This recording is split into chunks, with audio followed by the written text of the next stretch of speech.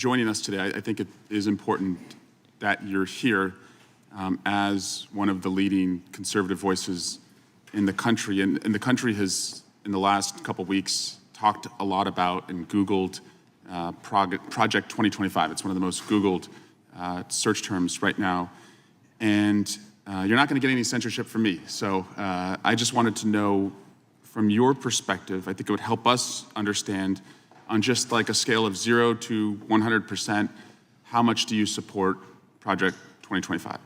I think, like President Trump, I haven't looked all that deeply at Project 2025, but it seems that Democrats on this committee, sort of like Peter Pan and Tinkerbell, if they say Project 2025 enough, their presidential candidate becomes alive again.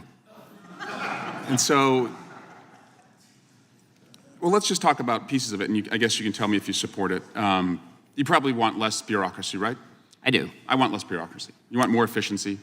I do. I want more efficiency. You want taxpayer money spent wisely? I do. Congrats on becoming a Republican. Yeah. Yeah. My parents would be proud. Mass deportations, it calls for that. Do you support that part? I support the deportation of any illegal immigrant who's in the United States who is not of benefit to the generalized American public. So if they're picking agriculture that puts food on the tables of everyday Americans, they've never committed a crime inside the United States, they didn't come across with documents, should they be deported? If they have not paid taxes and if their draw on the taxpayer benefits are larger than the contribution they are making to the economy, or if they're involved in criminal activity, they should be deported. How do we measure that? The same way that the IRS measures my income every year. It seems like if the IRS can track down every aspect of every receipt that I've ever submitted, and so they can do so for hundreds of millions of other Americans, they can do that for illegal immigrants as well, except for the fact that no one knows how many are in the country thanks to this administration. So you would be cool with creating a system where they could pay those taxes if they wanted to and then stay and work and put food on our table? It depends on how long it would take for them to pay the taxes, and they would also have to go presumably to the back of the line, although I'm not sure why I'm testifying about immigration policy at this point. How about banning the abortion pill? That's part of Project 2025. Do you support that part? I think that that's a state-by-state issue on a personal level. I'm just asking you. Sure, I'm a fully pro-life person, which means that I'm not in favor of the distribution of the abortion pill. Banning same-sex marriage, what about that part? I am in favor of traditional marriage between a man and a woman, and I'm perfectly fine with anyone having any sort of voluntary sexual arrangement they seek. That's a different thing from whether the government should attach benefits to that personal relationship. But you think it's a sin to have same-sex marriage?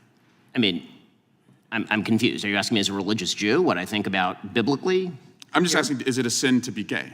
Is it a sin to be gay? I mean, how long do we have here? 2 minutes? I mean, if the basic idea is that sexual orientation is up for government regulation, I'm not in favor of the government regulating the private consenting sexual activity of adults. That is a different thing, once again, from whether the government ought to engage in actual benefits for particular sexual arrangements that adults make. But again, just you to me, is it a sin or not?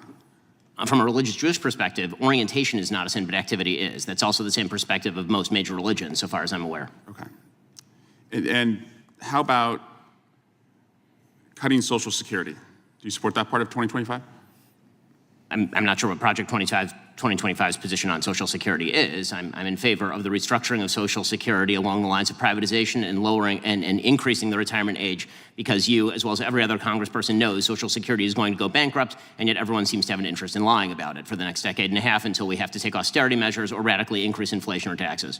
And bans against books about slavery. Do you support that part about? Why would I possibly be in favor of bans about books about slavery? That would be absolutely ridiculous. What I am in favor of is the idea that school libraries should be able to make decisions along the lines of what exactly is appropriate for, say, a 7th grader and whether they ought to be treated to cartoons and genderqueer. That's not quite the same thing. And just because we found some receipts, you did say, I think homosexual activity is a sin. Yes, I'm a religious Jew, that's true. There's a genetic component. You found me out. Orientation.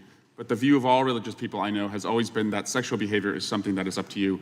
And you said, I may have a desire to sleep with many women, but I do not. I agree with me. Yes, that's true. Congratulations on your, I'm sure it's very hard to restrain yourself.